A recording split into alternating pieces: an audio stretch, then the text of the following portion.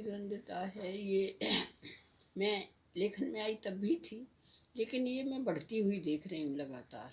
हाँ। तब तो मैं नई आई थी तो मुझे लगता था कि मेरे ही विरुद्ध है ये सारी हैं, क्योंकि लेखिकाओं को लगा था कि मैं कहाँ से आ गई यहाँ पे उनके बीच में। खैर तब थी ये कहाँ से आ गई, ये क्या है, ये राजेंद्र यादव ले आए या जो भी है, उनको बहुत कुछ कहा गया। लेकिन अब जो है अब ज़्यादा है ना। अब जो नई तो नहीं कहना चाहिए, इनको भी 15-15 साल हो गए हैं, और जो युवा कहलाती हैं वो भी 50 साल से ऊपर हैं सब, है ना। तो अब इन लोगों में भी बिल्कुल काट फांस जैसी है। ऊपर से ये आपसी दोस्त भी दिखाई देती हैं, लेकिन है नहीं। जिसका जहाँ मौका लगता है वो वहाँ अपनी जो जो अपनी किताब या अपना लेखन या अपनी पर्सनैलिटी को वहाँ स्थापित करना चाहती है, कैसे भी, है ना। तो ये मैंने देखा है, जो पहले कुछ ही लेखिकाओं के बस का था, सारियों के बस का नहीं था। मेरे दिमाग में जो जैसे ममता कालिया की छवि, राजी सेठ की छवि, या पहले ये और भी मृणाल पांडे की छवि बड़ी शालीन सी रही, लेकिन अब मैं देखती हूँ कि जो नई और युवा लेखिकाएँ हैं, जो ममता कालिया और वो हैं, उनके भी सबके तेवर बिगड़ गए हैं। अब ममता कालिया भी वही बात कहती हैं जो ये युवा नई लेखिकाएँ कहती हैं। जो इस उम्र की नहीं हैं, बड़ी उम्र की हैं, वो भी वही बात कहती हैं मेरे लिए, जो जो ये युवा लेखिकाएँ, तथाकथित युवा लेखिकाएँ कहती हैं। तो मेरी समझ में ये नहीं आ रहा कि ये क्या है। ये एक दूसरे के समर्थन करती हैं या विरोध करती हैं, मेरा, है ना।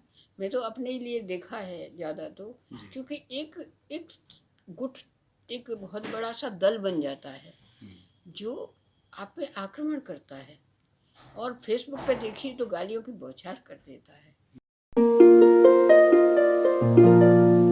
मैंने राजेंद्र यादव पे एक किताब लिखी, वो सफ़र था कि मुकाम था, मेरी नज़र में राजेंद्र यादव। मैंने वो लिखा जो मैंने देखा, जो नहीं देखा वो बिल्कुल नहीं लिखा, जो मैंने सुना किसी से वो नहीं लिखा, केवल जो मैंने देखा वो लिखा। तो मैंने वो प्रसंग भी लिखे जो ये दुनिया नहीं जानती है, लेकिन वो देखे थे मैंने। हाँ। जैसे मीता नाम की एक स्त्री आती है इनके जीवन में, जिसे ये मीता कहते हैं, उनका नाम मीता नहीं है, जो राजेंद्र यादव की शादी से पहले की प्रेमिका हैं, शादी से पहले की प्रेमिका हैं, और फिर मनु भंडारी से उन्होंने शादी की है।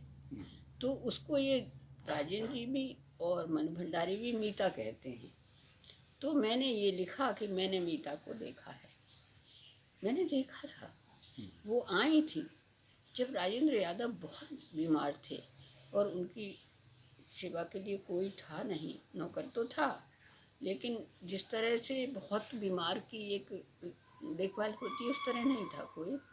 और वो मनु भंडारी से अलग हो चुके थे, और मनु भंडारी ने वो परमिशन नहीं दी थी कि वो उनके घर आ जाएं, जो कि मैंने कहा था कि अपने घर आने दीजिए, नहीं आने दिया था। वो मयूर विहार आ गए थे, तो उन्होंने उनको बुलाया था, जो मेरी जरिए बुलाया था, फ़ोन में से कराया था। वो आ गई थी और वो 20 दिन बहुत सेवा की उन्होंने शादी नहीं की है, वो आजन्म कुंवारी रह गई, है ना। वो एक कॉलेज की प्रिंसिपल रही हैं, है ना। तो वो सब बातें मैंने लिख दी कि कैसे उन्होंने सेवा की, कैसे वो रहीं, कितने लगाव से रहीं, कैसे वो विदा की राजेंद्र जी ने कि हम सब की आंखों में आंसू आ गए, मतलब उस तरह से विदा। अब वो लिख दी मैंने तो, और वो फिर किताब में तो है ही, किताब तो मेरी हंस से वापस कर दी कि हम इसकी समीक्षा नहीं छपेगी। कोई बात नहीं, लेकिन वो अंश डाल दिया, एक ब्लॉग पे डाल दिया यहाँ पे, तो बड़ी उसमें तो बहुत ज़्यादा कंट्रोवर्सी हो गई है। तो मुझे बड़ा ताज्जुब लगा कि मैं सच्ची तो लिख रही हूँ, और जो मैंने देखा है वो लिख रही हूँ, मैं किसी का देखा नहीं लिख रही। मैंने सोच लिया था कि राजेंद्र जी के बारे में जो भी लिखूँगी वो किसी और का देखा नहीं लिखूँगी, किसी और का कहा नहीं लिखूँगी, अपने देखा अपने काश मैं लिखूं। तो मैंने कहा, सोचा कि भाई ऐसी कौन सी स्त्री है जो अपने पति के मरने के बाद भी उसकी तारीफ नहीं सुनना चाहती। इसमें मैंने तो उनकी तारीफ ही की है, मैंने तो कोई बुराई नहीं की। तो मुझे बड़ा ताज्जुब हुआ। एक्चुअली हो सकता है कि मेरा गंवई दिमाग चलता हो, है ना, और उसमें ये शहरी विमर्श नहीं भरा हो अभी तक। तो ये सोच के मैं लिख दिया वो सब। अच्छा, फिर मेरे बारे में फिर मुझसे कहा गया कि ममता कालिया ने लिखा कि ये वो मैत्रेयी है जिसने मन्नू दी का घर तोड़ दिया। आप बताइए, मैंने घर तोड़, क्या राजन जी मेरे ऊपर आशिक थे जो मैंने तोड़ दिया, या मैं उन पर मरी जा रही थी ये तोड़ दिया? हमारा सिर्फ लिखने पढ़ने का संबंध था, कभी नहीं। वो आदमी रहा होगा, मैं मानती हूँ इसको, मैं जानती तो नहीं, लेकिन मैं मानती हूँ कि वो लंपट रहे होंगे या वो औरतों के प्रति ऐसे रहे होंगे जैसा स्त्रियाँ कहती, हो सकता है, सबके अपने अपने अनुभव है। लेकिन एक रेखा राजन जी ने खींची थी मेरे और अपने बीच, कभी उन्होंने उस रेखा को पार नहीं किया, उस लकीर को पार नहीं किया। वो थी कि डॉक्टर साहब घर में हैं तो राजन जी घर में आएंगे, कभी जीवन में डॉक्टर साहब के बिना राजन जी घर नहीं आए। जबकि आते थे, उधर सड़क पे खड़े हो जाते थे, मैं कहती थी आइए घर, तो नहीं, डॉक्टर साहब हैं क्या? मैंने कहा नहीं नहीं, आ जाएंगे आ जाएंगे। अरे अच्छा, फिर आएंगे, कभी नहीं आए। तो वही आदमी था जिसको दुनिया इतने लांछन लगा रही है। तो फिर अगर उनसे पूछा गया, किसी ने पूछा, मैंने तो सुना, ये सुनी हुई बात कह रही हूँ कि मैत्रेयी से आपको क्या लगती है क्या? तो राजन जी ने कहा वो सीधी सादी है, वो जो कोई हेमा मालिनी नहीं है वो जो मैं उस पर उसका आशिक हो जाऊंगा। और इस मामले में मैंने भी कहा कि राजन जी मुझे उस तरह पसंद नहीं है, हमारे डॉक्टर साहब तो बहुत सुंदर है उसके हिसाब उनके हिसाब से। हाँ, एक जो बौद्धिक रूप से वो इतने प्रखर और इतने वो कि मैं उनके बौद्धिक रूप की और उनकी जो मेधा थी उसकी बहुत ज़्यादा मुरीद थी, और उनसे मैंने बहुत सीखा। इसलिए मैंने उनके ऊपर ये किताब लिखी कि उन्होंने मुझे कैसे सिखाया। और शायद जब उनसे मैं सीखी और ये मैंने उपन्यास लिखती चली गई, इसी से शायद और भी विरोध बढ़ा। मन्नू जी से आपका जो विरोध किसी भी इशू को लेके, चाहे वो राजेंद्र यादव का इशू हो, किस बात को लेकर के? मेरा विरोध तो किसी बात को नहीं लेके नहीं था, लेकिन वो मुझे बहुत नाराज़ दिखी। वो मुझे इसलिए नाराज़ दिखी कि एक साधना अग्रवाल है, उसने मेरे खिलाफ एक मुहिम चलाई, तो उसने मनु भंडारी से भी इंटरव्यू लिया। तो मनु भंडारी ने साफ झूठ बोला कि मैंने तो नहीं भेजा राजेंद्र के पास उसे, जबकि उन्होंने ही तो फ़ोन दिया था, मैं कहाँ से लाती फ़ोन नंबर मन्नू दी ने दिया और मेरे घर फ़ोन करके दिया। मैं कोई झूठ बोल रही हूँ, क्यों बोलूँगी, क्या फ़ायदा मिलेगा मुझे इससे, बुझो।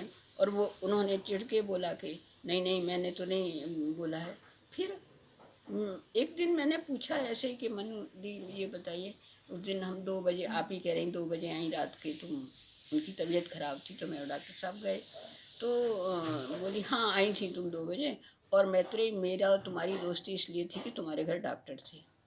अब बताओ मेरे दिल पे क्या बीतेगी। मैं रात में खड़ी रही इनके साथ, मैं हॉस्पिटल में, एम्स में कैजुअल्टी में खड़ी रही, मैं आईसीयू में खड़ी रही इनके साथ हैं। हाँ, लेकिन उसका ये उत्तर कि तुम्हारे घर डॉक्टर थे, मेरी इसलिए थी तुमसे, वो मेरा कोई वो नहीं है तुमसे वास्ता। तो उनकी जो थी, जो उनका वो हुआ, उन्हें दिक्कत आई मुझसे, मेरे ख्याल में मेरे उपन्यासों को लेके आई। उस वक्त उनकी भी गलती नहीं है, वो लिख नहीं पा रही थी कुछ। और मेरा नया उन्मेष था, लिखे ही जा रही थी हैं। उसी वक्त इधर नमम आया, फिर चाक आया, फिर अलमा कबूतरी आया, झूला नट आया, कस्तूरी कुंडल बसे आया, वो आते ही चले गए हैं। तो हो सकता है कि मेरा पति है, उन्हें ये लगा होगा मेरा पति है जो इसको इतना वो दे रहा है, वो सोच रही थी शायद वही सिखा रहा है मुझे सारा कुछ, लेकिन अनुभव तो मेरे थे, लेखन मेरा था। तो होता है उनको जो हुई होगी ईर्ष्या। ईर्ष्या।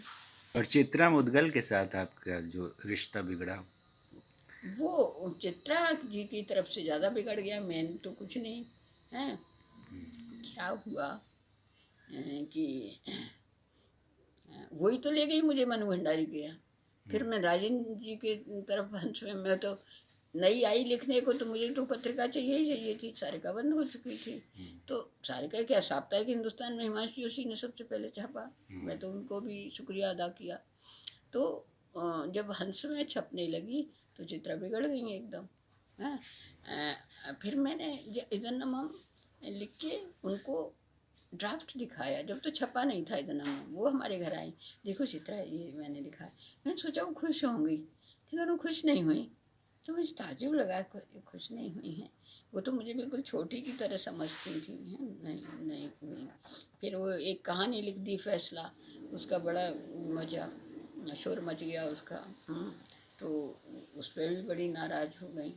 फिर उन्होंने जो मुझे फ़ोन किए तो बहुत कड़वाहट के साथ किए कि तू ऐसी जगह जगह जाती है और अखबारों की सीढ़ियाँ, अखबारों के दफ्तर की सीढ़ियाँ चढ़ती है, हम तो नहीं चढ़े कभी।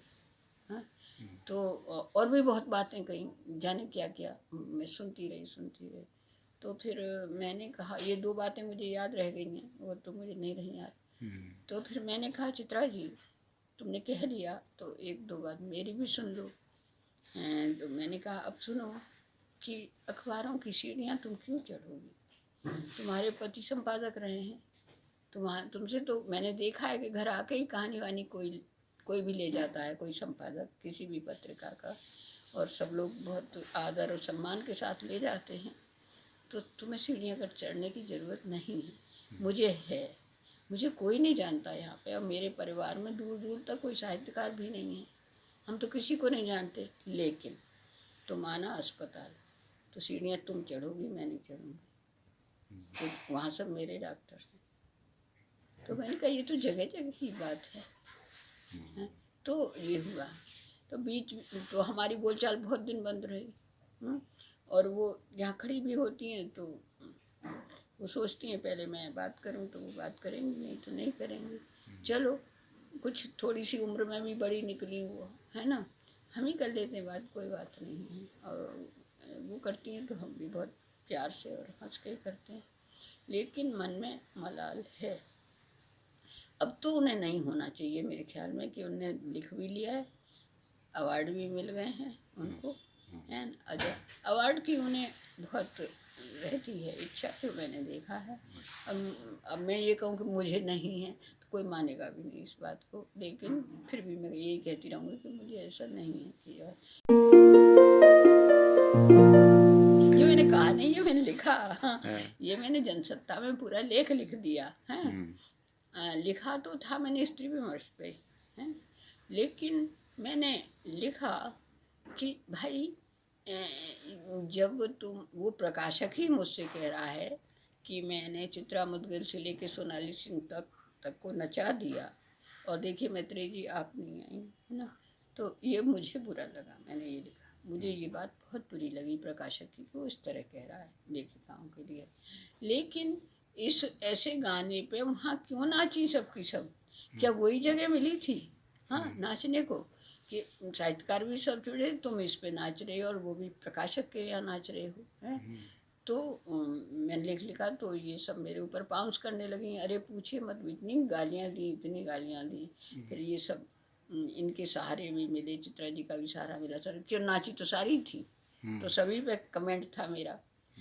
मैंने ये कहा था कि कोई ऐसा उपन्यास जो मील का पत्थर हो इस सदी में तो आया नहीं है, 21 में 2000 से लेके अब तक भी नहीं आया। मैं नहीं मानती इस बात को, किसी स्त्री की तरफ से नहीं आया। तो वो करो ना, ये क्या कर रहे हो हैं? ये तो मैंने कहा ठीक है, आपकी युवा उम्र है, नाच भी अच्छा है, गीत भी अच्छा है, ऐसे करके लिखा मैंने, तो बहुत गुस्सा हो गई। मैंने कहा जो वक्त भी जमा आपकी उम्र भी युवा, ऐसे करके लिख दिया। तो बहुत नाराज हो गई और मुझसे जाने क्या क्या कहा, और ये कहा नहीं हम जीन्स पहनते हैं तो उसको टोकती है, मुझे क्या ज़रूरत है जो जीन्स पे टोकूँगी। और हम क्या करते हैं, हम जो मॉडर्न होके रहते हैं तो उस पे हमसे जलती हैं। मैं क्यों जलूँगी? हाँ, तो मैं तो लेखन की बात तो तुम करती नहीं हो, मैं तो लेखन की बात कर रही थी कि लिखो ना। हाँ, तो ये सब बात थी। आप नाच रहे हो प्रकाशक के यहाँ, फिर आप सोचते हैं, बात ये थी मुख्य कि आप सोचते हैं प्रकाशक आपका आदर करेंगे, आपका आदर नहीं कर सकते। ठीक है, आपसे रख लेंगे और आपके पीछे ऐसे ही हंसी उड़ाएंगे कि मैंने इनको नचा दिया। कोई कह दे इस उसमें कि मैत्री को मैंने नचा दिया या मैत्री से मैंने ये करा लिया, कह दे कोई साहित्य जगत में, कैसे? क्योंकि मैं ऐसा काम, भविष्य की गारंटी तो मैं नहीं लेती कि जाने वक्त क्या कराएगा, लेकिन मैं ऐसा काम न करना अच्छा समझती हूँ, न देखना अच्छा समझती हूँ।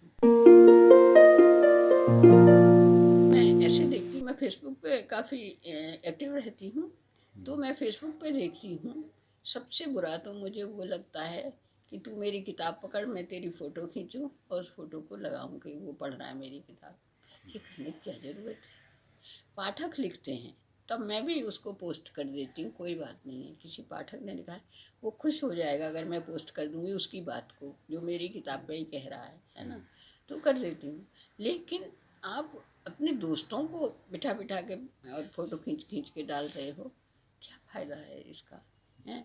और ये किताब मेरी ये किताब और वो किताब, अपनी इतनी पब्लिसिटी की क्या बताएं, मतलब कर कर के फेसबुक तो पूरे भर ही देते हैं, है ना। और कहाँ कहाँ नहीं जाते, कहाँ कहाँ नहीं जाते, और किस किस से दोस्ती नहीं करनी पड़ती। ये स्त्रियों के साथ थोड़ा है भी ये, है ना। पुरुष भी लिबर्टी ले जाते, पुरुष भी अपना ना वो, ठीक है।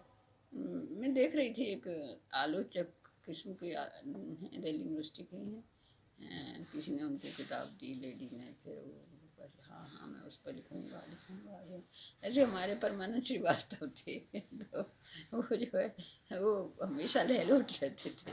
तो ये सब लेकिन मेरा कहने का मतलब ये है, ठीक है, ये बात गलत भी नहीं है, मैं मान लेती हूँ, इससे कुछ बनता नहीं है। किताब अपनी पब्लिसिटी खुद करती है। जैसे एक डॉक्टर होता है ना, तो उसका प्रचार माउथ टू माउथ होता है। एक मरीज ठीक हो जाएगा, वो कहेगा मैं वो गया था उस डॉक्टर के पास, उसका है। ऐसे ही पाठक, एक पाठक पढ़ेगा, वो कहे मैंने वो किताब पढ़ी, बड़ी अच्छी है, वो अपने आप जाएगी, है ना। तो हम जब अशोक महेश्वरी से कहते हैं कि किताबें बिकती हैं क्या, तो उसी का कहा कह रहे हैं कि हाँ, लेखिकाओं में सबसे ज़्यादा आप ही बिकती हैं। तो चलिए, बहुत बहुत शुक्रिया। तो